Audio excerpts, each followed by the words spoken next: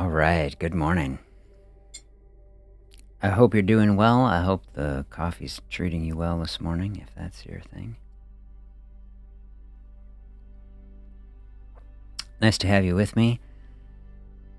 Reflect on the journey is what I titled this.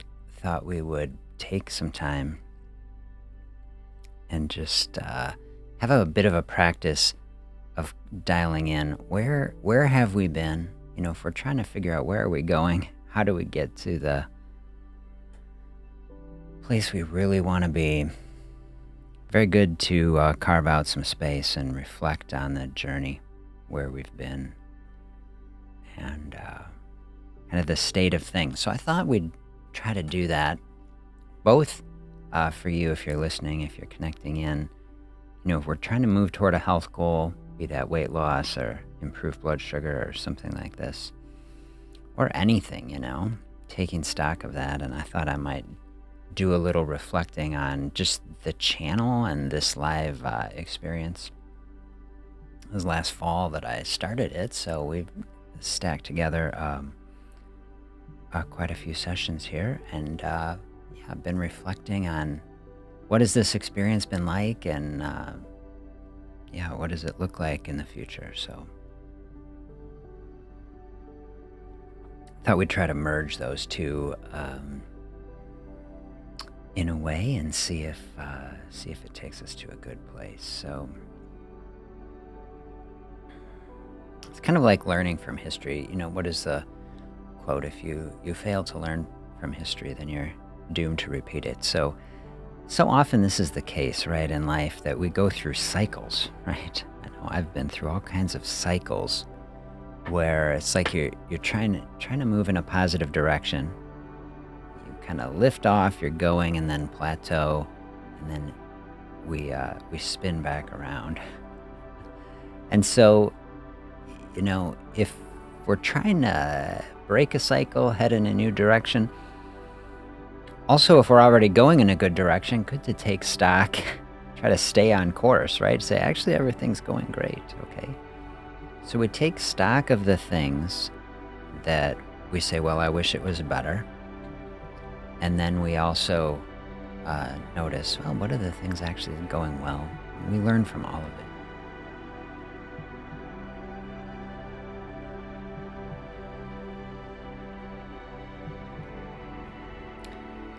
As far as this journey, as far as the live, I think I'll just throw over here.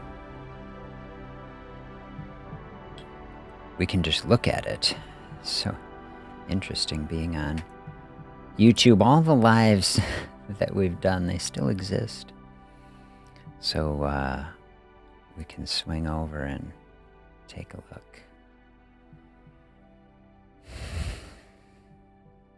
Maybe I get myself out of here. There we go. Yeah, so just starting out is kind of fun. Not like I've mastered this by any means, of course, but things have improved. And just the thinking then is interesting to see. Grab a coffee and tea, just chat about health and wellness. That was a nice place to start. Sometimes I've gone back and watched some of these, they're all there. It's interesting, I think, thoughtful spaces. Think a new thought about type 2 diabetes. That's been one of the things that I've tried to explore over the course of this. How do we use a fasting practice really to burn up blood sugar and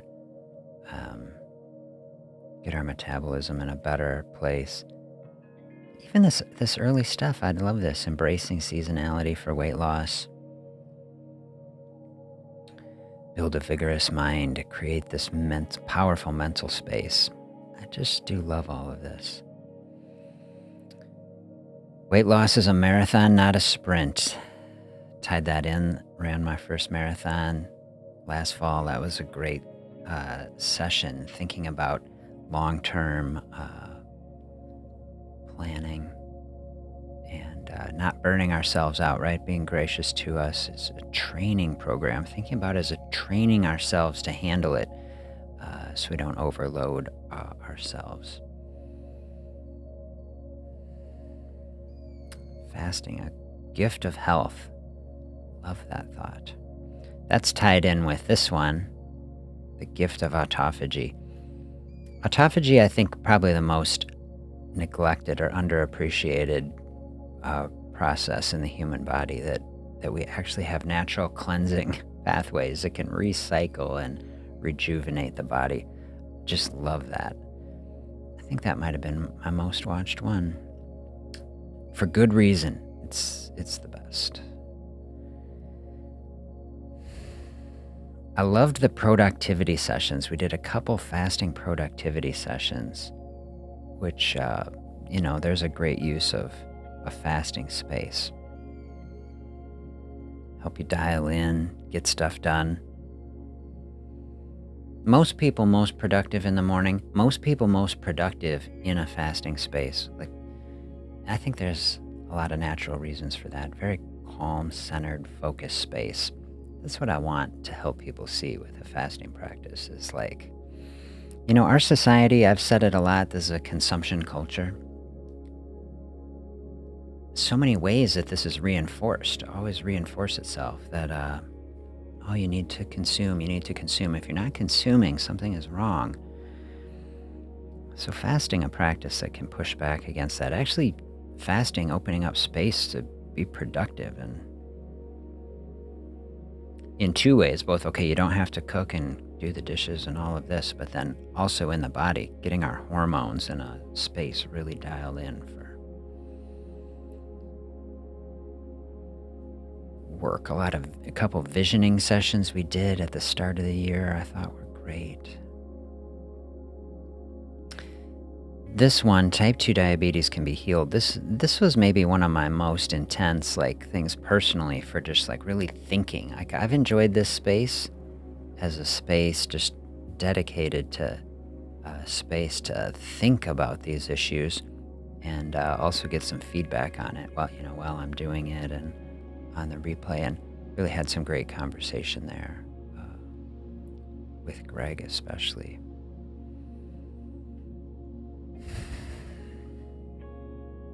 Fasting for GI wellness.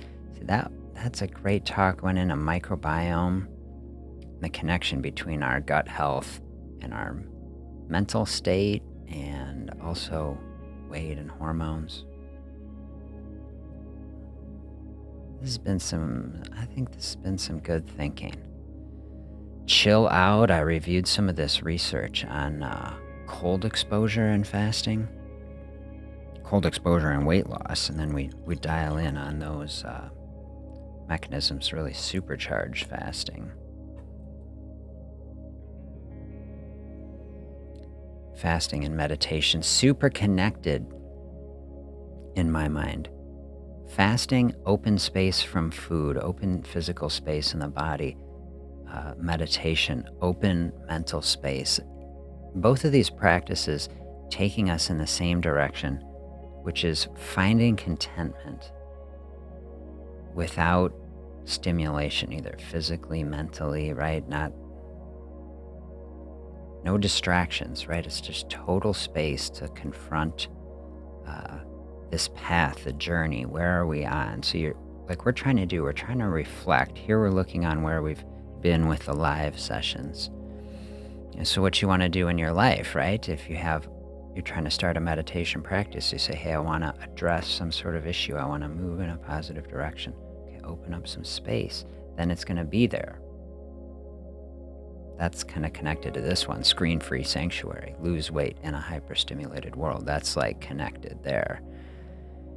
You got to put down the phone. You got to shut off the distractions if you want to really dial in a thoughtful way and head in a new direction. Is love the answer? What a thoughtful session. I loved that. Myopia as teacher, I think especially throughout the fall, I was on a big kick on disease as teacher, which I think it often can be. Maybe it isn't necessarily always, but so many times it can be.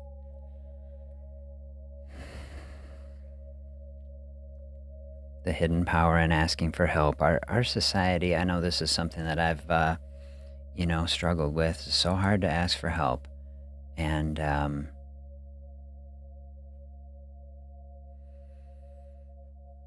actually, to ask for help when you need it is a huge sign of strength, to recognize our limitations and ask for help. I was watching someone the other day was saying, nobody is coming to help you, right? And it was like a business thing. It was a motivational thing. It was trying to get you motivated. Say you're gonna have to get your work done. But like people were arguing with the person who posted it on social media, saying like actually most people are nice and most people want to be collaborative and help and I thought that was some nice dialogue. Of course, we have to take responsibility for our life and the decisions we make, right? But also, the world isn't all bad and it's full of thoughtful people, and so many times we accomplish more together than we could on our own. So, like that, a spring, we've done some seasonality episodes here, the spring into fasting, beautiful. I've done some sessions where I've read from Rick Rubin's Creative Act that I've kind of interpreted in my own way as creating our weight loss experience. That is a beautiful book, not a weight loss book, but I kind of twisting it into one. Minimalism and fasting, such a beautiful combination. Fasting is a minimalist practice. It's like bringing minimalism into the body. Love it. Coffee and fasting, I loved that session, of course, because I love coffee and I love fasting as like a match made in weight loss heaven.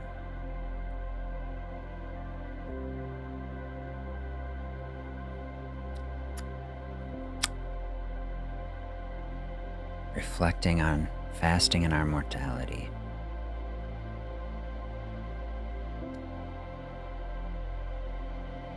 A really thoughtful session for me to do anyway. Leading with the heart, this was a beautiful session, I thought, and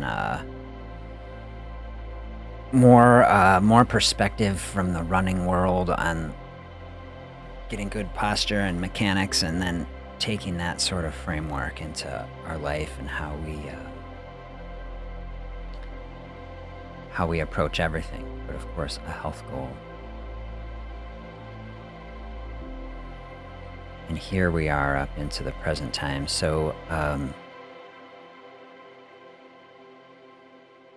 that's a little reflection on where we've been with the lives. So that's the type of thing I think we should do. Any kind of decisions we're trying to make, just like, it's especially good to do if you're journaling, right? A journal, pretty much one of my favorite tools.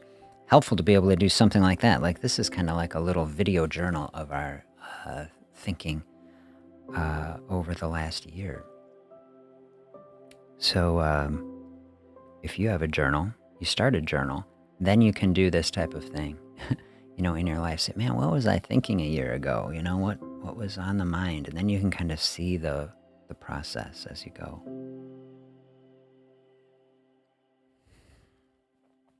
We could do the same thing on the video side of it, just the regular videos and not the lives.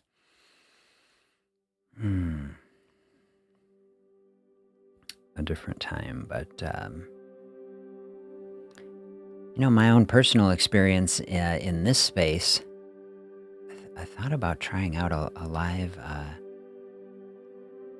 session quite a while ago, and St. John is here. Good day to you. Welcome. And my experience was it was really hard to start and get going.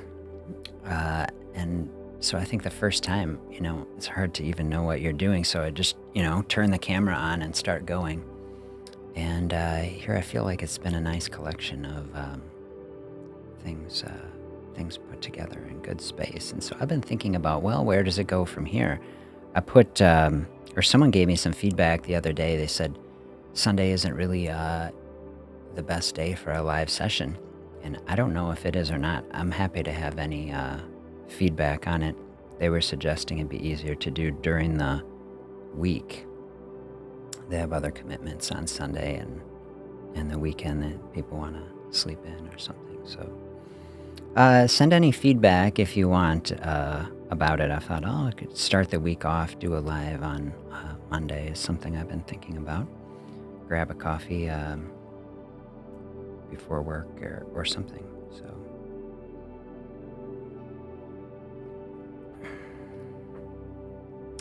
I've super appreciated all the dialogue across all of these sessions we've done. One of the things I saw a post on a social media the other day, and it was something I'll have to kind of make it up. It was basically like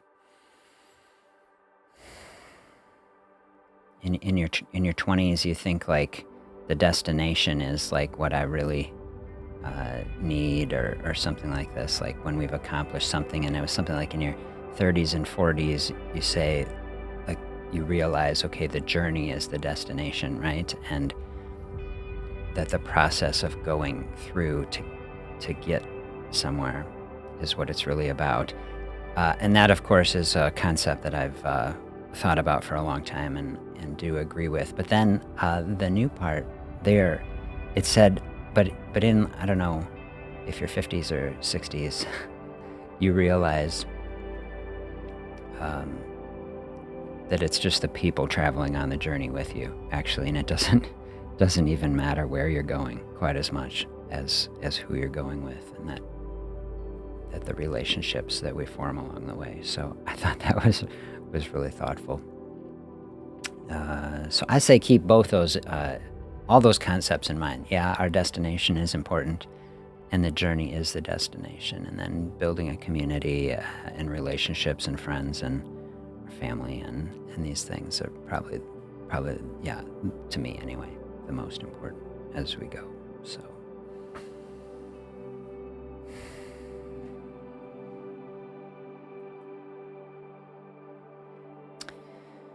So one of the thought processes as I'm reflecting on this whole process,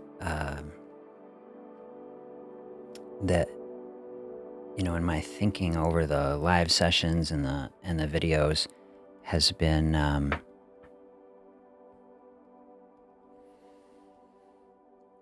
a focus on diabetes specifically. First time catching you live. Thank you. Hey, it's nice to have you here. Relationships make it richer. Absolutely. One of the things I got an email from, or an update or something from YouTube, that they're going to be launching some sort of community focused. I don't know if it's going to be where the community tab is or the posts. It's going to be a little bit of a community focus section on YouTube, and I think that'll be interesting if it helps. The way they were marketing it is like helping to form relationships around a channel, and that viewers of a channel going to be able to post like within the channel, and it won't have to all be creator driven. So if like people have questions and things, be a little more interactive.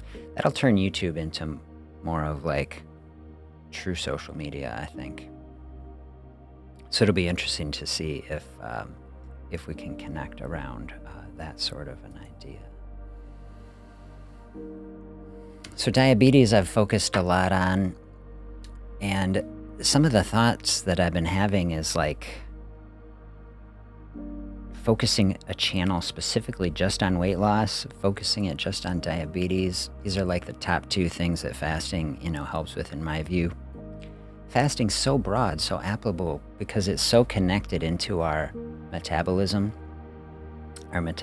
connected to our total health. So fasting kind of has its hands all over the place, is why I have had all these kind of different videos and sessions. And I've been thinking about there's a lot of benefit to being focused on something. And, simple fasting is a channel, and then also like my website and consulting. And I've been thinking about like, well, it's kind of stuck a little bit between two worlds is kind of the tension I feel. Like we aren't really diving in on diabetes, which would help people there specifically. But then I don't dive into it so deep because like, in general, it's more of just a weight loss space. And then there's just so much overlap. So that's been kind of my reflection of the day is how to bridge those things. And so one of the ways that I'm going to do it, or at least attempt to do it, is I'm going to launch a separate service that is diabetes focused, is my current plan. And then keep the simple fasting like higher level and weight loss and more general, and then create a separate space so I can really dive deep with people on diabetes. I'll show you a little, can I show a little screen shot of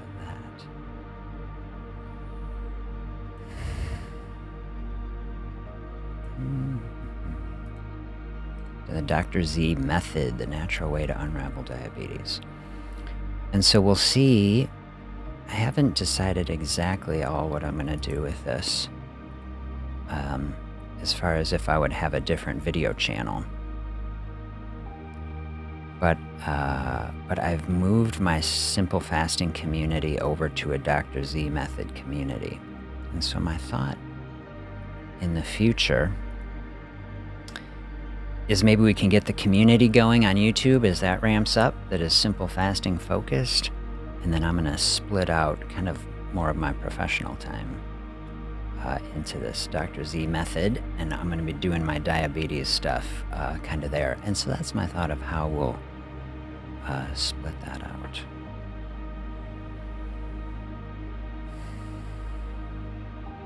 And then very happy as we go along, of course, to have feedback on how that sounds and is working for everybody.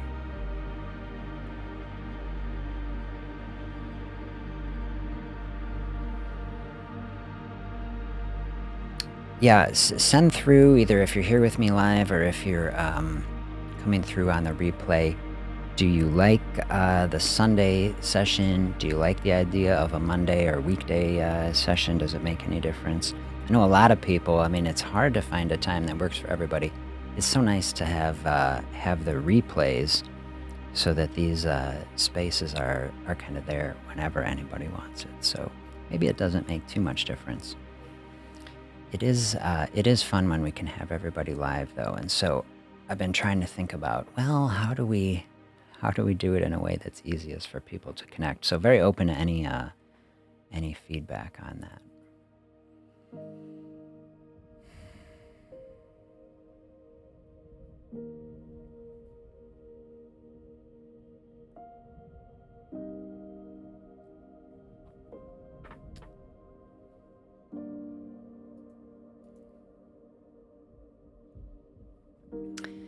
Yeah, Sunday I ended up just landing on because it's like it's not Saturday, we're not starting the weekend, a lot of people going somewhere Saturday, Sunday maybe. I thought a little more flexible, so we'll see how it goes.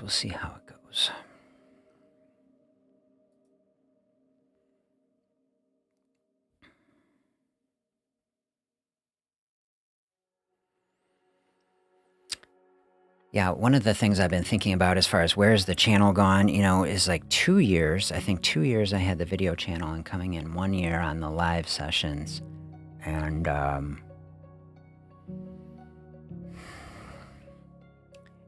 my experience has been it's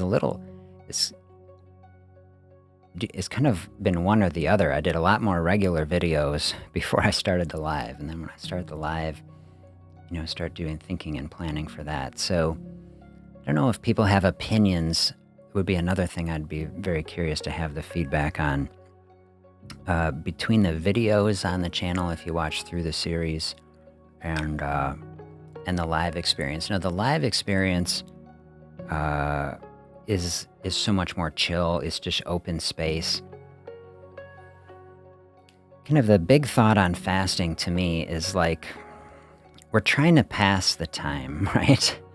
And pass the time without eating. You want to do it in a thoughtful and pleasant way where you're finding contentment so that there's not, suffering. I think the classic perspective from our culture is like, oh, fasting is like suffering, man. It's like I'm hungry and it's bad.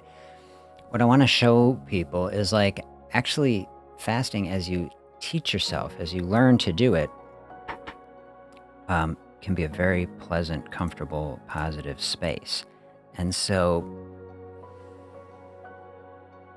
that's the idea with a live session, spending some time. I'm trying to kind of model like a fasting morning, right? Grab a coffee or tea, have some chill little music, hanging out. It's like, should be like a very nice, thoughtful, calm space. If anybody is struggling, then I say, well, that's kind of a red flag. I don't want anybody struggling. So the live session is more like that, a certain kind of person, I think, gonna resonate with that and appreciate that, especially somebody trying to like really get into it, dive deep on it, just kind of sit in that space. It's kind of my thought, my experience being just a doctor, I have no video experience, learning how to edit videos. I've watched a lot on editing videos. If you watch the progression of videos over the couple years on the channel, of course, I've like dialed in on editing it. Some of it I feel good about, and some of it is kind of like it's not necessarily my vibe, because we have people call like the attention economy, right? And this is kind of part of the problem, I think, like of the consumption culture. We're on hyperdrive for consuming, and then part of that is like consuming content, and even to the point like in an average YouTube video is so intense because people trying to keep everybody's attention, everybody afraid, oh, someone's going to click off my channel. They cut out every little breath out of somebody's just cuts, stimulating. So I've had some interesting thoughts over the couple years, for my own self. When I started out, I said, I'm not going to edit videos. I'm just going to put my thoughts out. I'm not going to chop them up into 1,000 pieces. Like but like, I don't know. It's interesting. I see like also some of the value in it of like, well, you want to make good use of people's time, want to communicate things in an engaging way. Of course, yeah, you want to connect with people. Different people connect in different ways. So I've done some of that. It's been interesting. I think the live kind of thing is like the total opposite of that, right? It's like we have big open space. And so to me, I've tried to kind of balance that. I've made even some shorts, chopped things up in a tiny little fasting nuggets, and I feel good about that. So it's kind of balances it out. And I think probably that part of it, though, okay, the videos and then the live, and then I do more live, which I really like, then it's hard to find the time to do all of it. And so my reflecting on this moment is like, now I'm going to try to dial in on my little Dr. Z process for diabetes. We'll see how that goes with, as I've been studying, how do different people run channels? I mean, I don't really know what it's like. People run big channels and somehow they're making money off of it. And then they hire staff. I was like, I could see having a staff, but right now it's just me. So we'll see where all that goes. I have a couple, I have like a list on my phone of like all kinds of videos that I want to make, but always the issue is the time. Do you have specific questions or specific type of video that would be helpful for you? I'm very open to suggestion. I've made some direct videos off of requests over the year, the last year especially, that viewers have requested and sent in. And that's been kind of a fun process as I reflect on it. very collaborative. I do like the idea helping this channel to be collaborative and a dialogue. Um, what kinds of information do people really want? What kind of questions do people want answered in a deep way? I'm happy to, research it and put it together.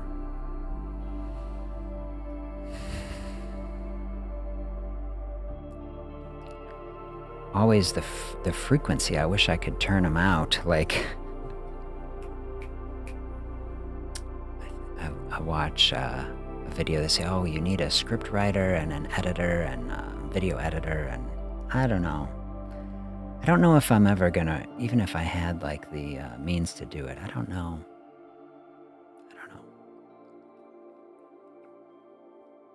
I'm just reflecting. I'm modeling. I'm kind of using. This is my own personal, simple fasting channel therapy session with you as I'm kind of reflecting on, what have we been doing? Where is it going?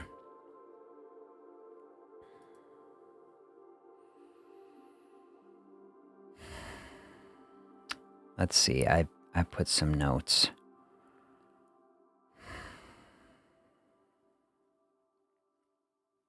On some learnings. Okay. It's okay to make mistakes. I think, I had maybe a year. I thought, I felt like, I should be doing a live session. Wouldn't it be nice just to learn to do it? I was really afraid to do it, to be honest. Felt extremely intimidating.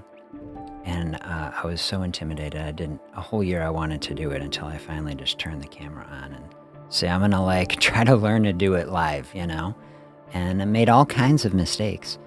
And that's like a good learning is just, in our life as we're moving toward a health goal, just realize, hey, it's okay to make mistakes. Like we don't need to be afraid of making mistakes.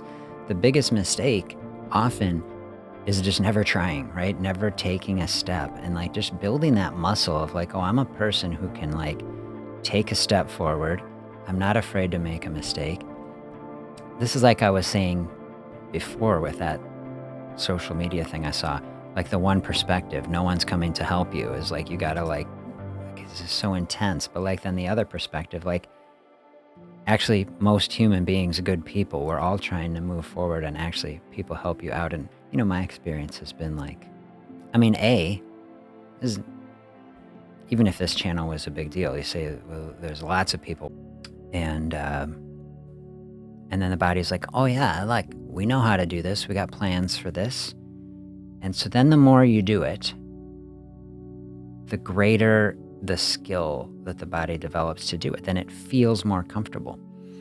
And kind of like weightlifting, right? If you never lifted any weights, and then it's you go to the gym, you try to lift a weights, okay, your muscles can be oh, we don't do this, it's tough.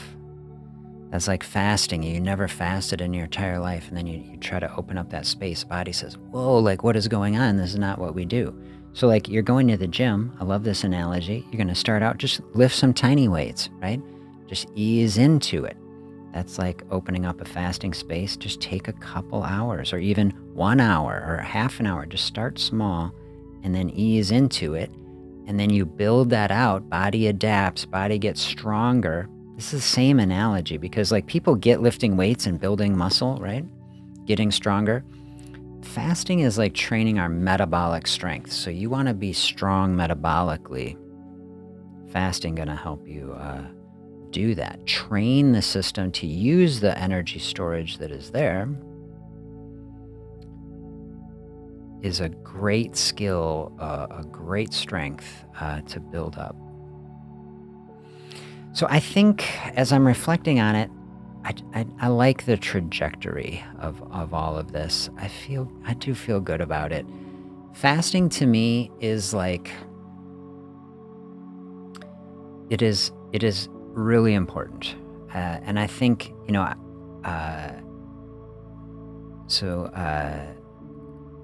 Saint Sean, tell me if I'm pronouncing that right.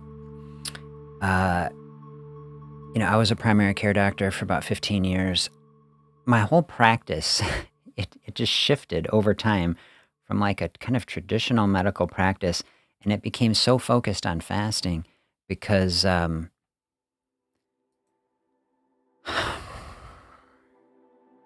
so many people struggling, to lose weight and optimize their health. You say, consistency, my struggle, needing to have something in my coffee while fasting, currently pre-diabetic and overweight. Hey, thank you for sharing. I think this is a great space to connect. And this is exactly the type of question and struggle and space to dial in on. And so I will give you some good thoughts on this. Just to finish that other thought, so my medical practice, I just kept talking more and more on people with fasting because the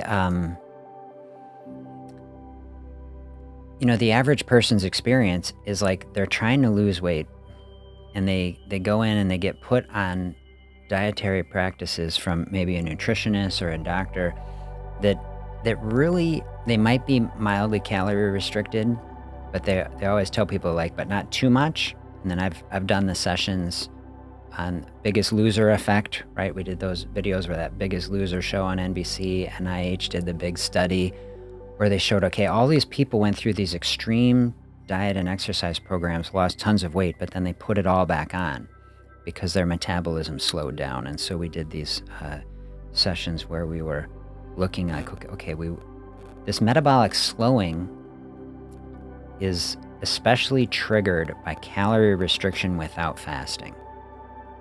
And this is where, the research world really needs a lot of work. And I saw this in my practice over, a decade and a half. Is very rare, very, very rare with standard medical practice and advice that you ever see someone sustainably lose weight in the long term. You see a lot of people lose weight in the short term, but by a year, people always doing this sort of move. And I got so sick of it. That's how I started, looking in for alternative ways to do it and find fasting. And I've had such tremendous benefit in my practice from fasting. I've told these stories, on the channel. I just kept leaning in and into it, and got the grant to do the research study. I got video on that. It was incredible. And finally I said, we just got to find a way to just really lean into this, because I think it's what the country, the world, it's what a part of what we need. It's not everything. Of course, we have to eat. We need to eat healthy food. We need to be active and exercise, and we need a holistic approach. But fasting, probably the most powerful approach to weight loss, and what has been underappreciated is that it's not so inaccessible as people think. It's not so difficult to the point that you can't do it, but that doesn't mean it's easy. And so let's dive into it. I did not call my little programs here easy fasting, right? For some people, they do experience it as easy, and bless those people, right? Everything on earth, life is on a bell curve, and there'll be people who are experiencing, one person says easy, one person says it's the most difficult thing I've ever done, and then somewhere in the middle, covers most people.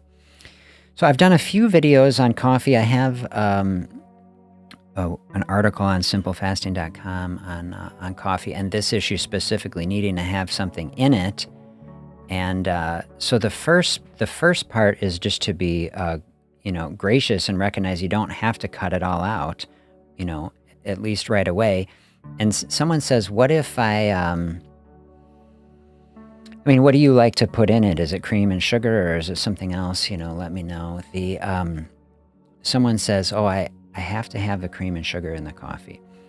Okay, if that gets you through a fasting space, it still might be better, than, it is much better than having like donuts and pastries and a big breakfast and other things. So sometimes I have people think, okay, a little cream and sugar in a coffee is kind of like an itty bitty little low carb breakfast. Or it's like low calorie, minimal breakfast. And so that can work for people. Like, there are people who go on a dietary practice, calorie restriction, and it can work for them. And especially like a tiny little thing like that, a little cream and sugar, what if it worked? So this is what I tell people. If what you're doing is working and you never get to a pure fasting, I'm not, a perfectionist. I really like the saying, don't let the perfect be the enemy of the good. So what if you never get to like perfection on a fasting practice, but it worked? Okay, be good enough, I was like, I'm totally down with good enough. What if it's not working? Okay, what if you're moving toward it? Maybe this is the situation that you're in, and you say, well, it's not taking marijuana. I'm not losing the weight I want. My blood sugar is not improving. Okay, it can make a difference, and we've gotten into this in some of these metabolism things. There is this scenario where you get a little bit of energy coming in, and it's not a fasting state. The body can get confused in that state, where it says, okay, we're turning on the food burning systems, and that means insulin is heading up. Hormonally, insulin is blocking access to body fat because, sugar is coming in there. If cream is coming in there, body's like, okay, energy is here. We're flipping that switch over in the food burning zone. But you say, what if it's only, say, 10 calories? Like, is 10 calories enough to do that? Maybe. There's no studies that I've seen that have teased out the details. And I think there can be some variability in how people respond. But like, let's just hypothetically say 10, 20 calories. What if you're experiencing that effect? You're like, okay, I'm keeping all this food-free space, but I got the stuff in the coffee. Then the process is, how do you work on it? How do you work it out? I do think it's better. There's a whole culture of like bulletproof coffee, of putting, either butter or coconut oil or something like this and having more fats in it. Between is the sugar, especially. I tell people, get the sugar out before the cream, if you have to do that. The sugar is what is spiking the insulin. That's hormonally what is disrupting the process the most. I think journaling is a big tool in it, and journaling can take a few forms. That's a video that I want to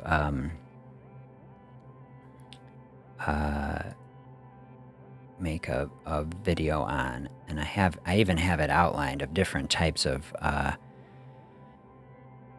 journaling. One is just like documenting it.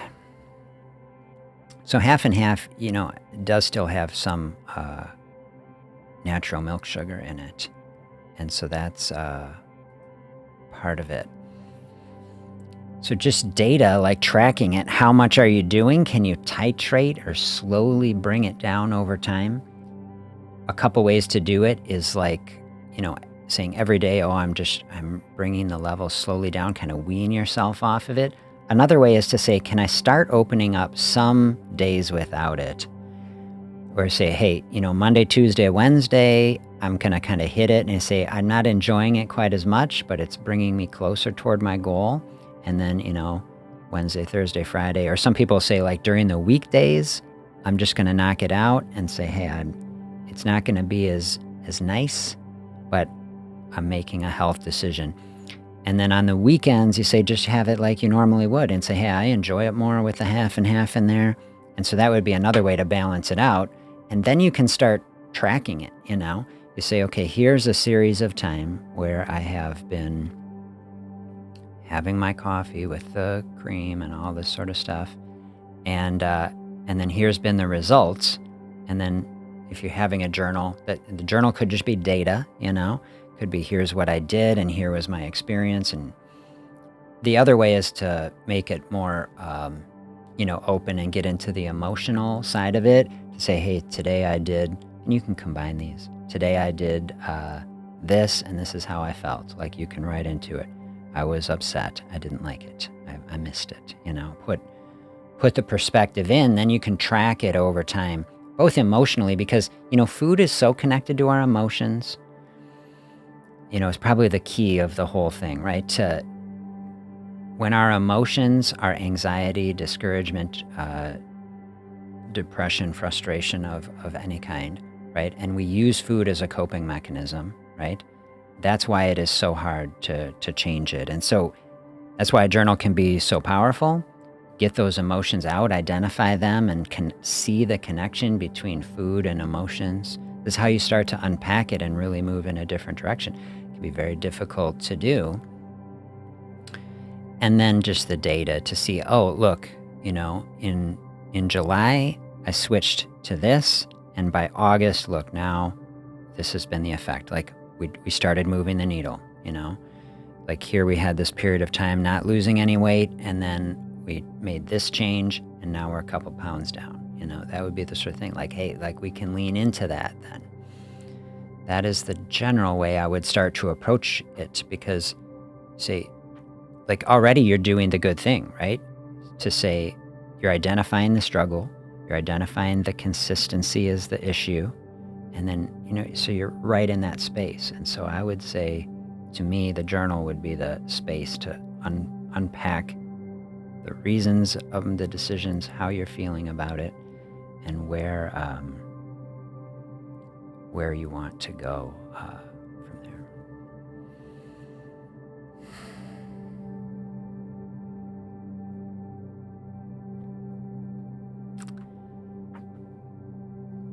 So let's see where we're going from here. I'll be launching my diabetes project. It's kind of soft launched already. Anybody who's coming through who has diabetes specifically, pre-diabetes also, I say you can dive in the community at drzmethod.com. I'll put a link in here. I've filmed a very comprehensive diabetes course for it, and I think it's really going to be great. And then I'm going to keep this going to the extent that I can. We're going to keep going on the live, and I'll be very open to feedback on that. I'm live in the private community, diabetes focused, Monday morning. And then that's more of like a Zoom sort of format where we can all actually see each other. Is great. Weekdays in a journal, I think that's a really good way to start. Should I eat one meal a day? It certainly could be the thing to do. I will show you. I never know like who has seen what sort of videos that I've done on the channel. So if I head over here, here's the actual videos. And then if we head down, I guess I have these organized in playlists too on the video. But if we go way back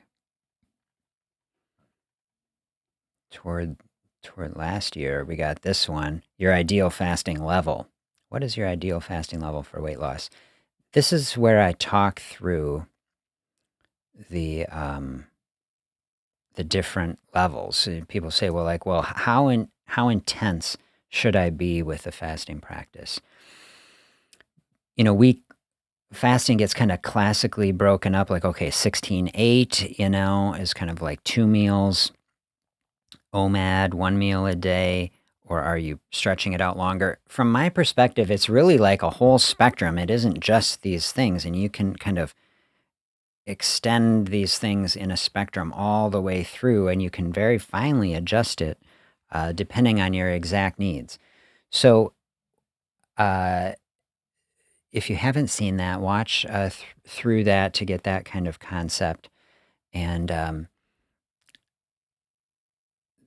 see if that is helpful. And so the answer in more generally is that I always have people start at the easiest place, kind of dip your toe in the water, just like lifting the little weights, like we said. That way you're never stressed out about it. You're never overwhelming yourself. And then you build that up as a skill over time. And so I would say if you're in a place, you're asking the question, should I do it? Means, hey, you have an open mind to start to do it. So that is kind of telling me probably the answer is yeah. It's an interesting human experience. I don't know if you've done it before. Someone who's never done it before, you say, you can always set out on the path to try to do it. And I always tell people, you're not signing a contract. This is just a personal experience. And so if you are open to doing it, you're open to having an experience, you start doing it, and then you say, what if you say, I'm going to try to not eat all day. I'm going to open up this fasting space, run off the reserve energy.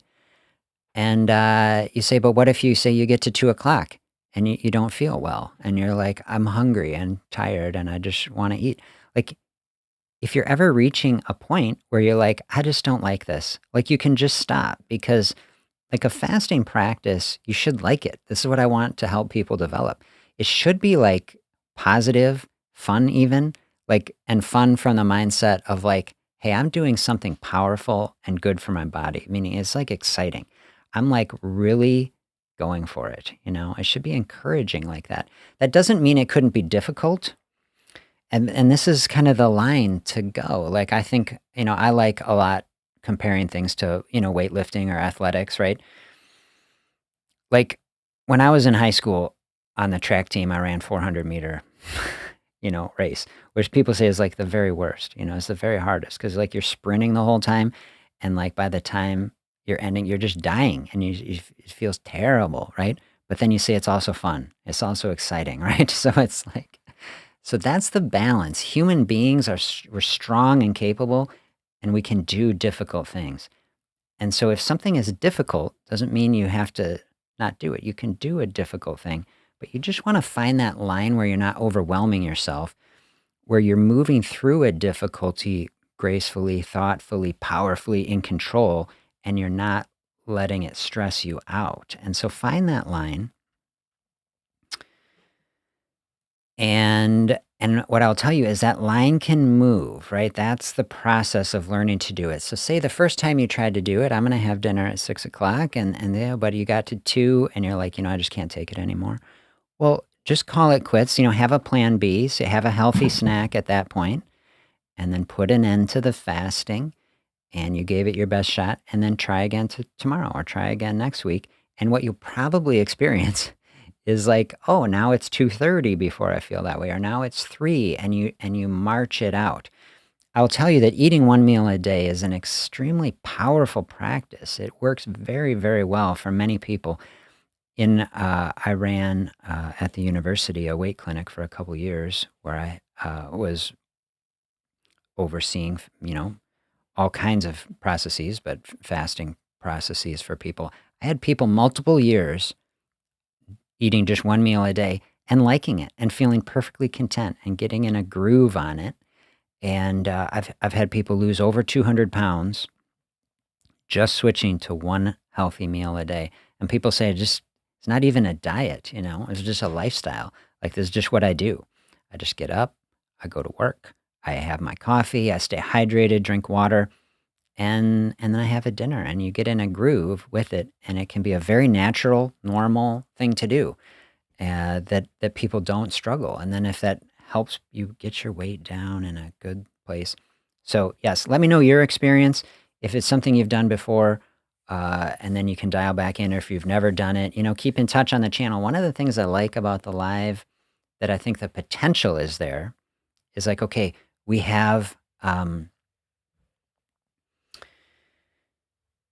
the situation in this country, have you seen the maps? I mean, it's like, I'm blanking on the exact numbers, but it's, it's over half of the population here in the US where I am, is like struggling with weight and we're heading in such a bad way with it. And so fasting here is a practice that costs nothing, it's anti-cost, you save money, but doing it in a way that physiologically works with the body. What doesn't really work well is eating little bits all the time. When you eat little bits all the time, you're always telling the body that it's eating time, and it actually stimulates hunger. This is the paradox. This is what people haven't appreciated, that it's actually not eating is telling the body, hey, we're not doing this now. This is actually fasting, ironically, is actually the solution in the long term for excess appetite, for being too hungry. It's teaching the body to be content without food and shutting down the craving systems. When we're eating all the time, this is what is paradoxically so bad. about so much modern weight loss counseling. We tell people mini meals, have a snack, keep the metabolism going. What you do is you just stimulate and you keep the hunger going. And it's like the more you're eating, then the more you want to eat. And it just keeps the ball rolling in that direction. So we're trying to cordon off and tamp down and shut that all down. 1 meal a day eating, a very effective way to do that in the long term. My personal experience, which I've done, I put a video on my weight loss experience. I gained a lot of weight, relatively during my residency. I was running half marathons. I could never get rid of it until I learned fasting, and then I obliterated it. I've done every type of fasting. As I just learned it, I went through the steps. I started, I was eating 4 meals a day because that's kind of what I was told is kind of a thing. And then I just brought it down to 3, and then I did a month on 2, and then I did a month of 1 meal a day eating. And that's when I already started losing weight. My experience with each of these things, every time I started a higher level of fasting, it was always difficult. It was always a step. This helped me to realize that hunger is based on patterns, okay? And then I started studying the neurobiology of it, and it really is hormonally and neurologically in the body. Our hunger is controlled centrally based on when the brain thinks we're going to be eating. How fascinating is that? And then as we change the patterns, then the brain starts to get the idea, oh, I'm a person, I just eat, at 6 p.m. And then it won't make the hunger hormones, because hunger is controlled hormonally by a hormone called ghrelin. And ghrelin is what actually makes us have that feeling of hunger. And it's basically the message of hunger from the body is, like, we interpret that message as, hey, this is the body talking to you, and we're telling you that we need energy so that we can continue functioning, right? And it's like, so if you hear and interpret the message that way, then you feel like, oh man, I better do this because I need to listen to my body, and my body's saying I need energy. Okay, that's a misinterpretation. When we, the real interpretation should be, hey, this is your body talking to you, is like, we know that you usually eat around 8 o'clock in the morning, and it's 7:30, and so we're just letting you know we're getting all the food processing hormones produced, and everything's ready, so you can go ahead and eat now, and we'll handle it. And this is how the body is keeping our digestion organized. But it's not actually asking for more under almost all circumstances. Unless you're in the scenario where, okay, you're underweight, you're malnourished, which is like the contraindication. Nobody in that scenario, of course, should be practicing fasting. If you're underweight, you need to be eating more, okay? Fasting, not for everybody, but for someone who needs to lose weight, of course, it is the thing. And so a process of reinterpreting these feelings, recognizing a lot of what we feel is actually hormones, we're being controlled by patterns in the body, and that we ultimately can change that experience. So especially when people having an experience that say, oh, fasting was difficult for me. Okay, many people, have an experience where they're pushed into a fasting space, like they got a flat tire and they missed lunch, and they say, oh, the stress of the whole situation, or they got overwhelmed at work. And the stress of these situations that kept us from eating gets wrapped in, and then we say, oh, this fasting space, it wasn't good, it was stressful. What we're trying to do with a fasting practice is very thoughtfully do it. Take away all the stress. There's no bad things happening. There's no flat tire. There's no thing. And then all those things I would not call fasting. Fasting is intentional, thoughtful, voluntary space, not where we're prevented from eating by some stressful or traumatic event, okay? So we create a very thoughtful space where we dial in. That takes the pressure down. And then the big realization, okay, we can find contentment in that place without food. Body then realizes, oh, we're not doing that now. We'll just put these hormones back away. Then the hunger will go away. Hunger comes in a wave because the hormone comes in a wave. It gets squeezed out. Hunger goes up, peaks, and then comes back down, whether you eat or not. So absolutely, really appreciate you being here. It's always nice to connect. Sometimes in the live over the year, I don't know, I've been thinking maybe summer, if are people not as dialed in on this idea. Is we've had lots of people, and if we get 20 people in the chat, it's going to be super fun. And do check out some of the other content. Go back through the catalog, and you can kind of see the thought process. There's a lot of I think good ideas there, and then we'll see where things go. If you're watching through, put on a notification. I will tell you that I do still put out some videos from time to time, and then you can be alerted to that. I've got like 5 videos I'd really want to make. I don't know, honestly, when will we do it with the Diabetes Project? We'll see. But we'll see how it all balances out. And then we'll keep the live going. I'll be back next Sunday, if that's a good time for you. And everybody share if they have other thoughts on timing of things. And we'll take it from there. So I hope you have a great day. Thanks for being with me here. And I will see you next week.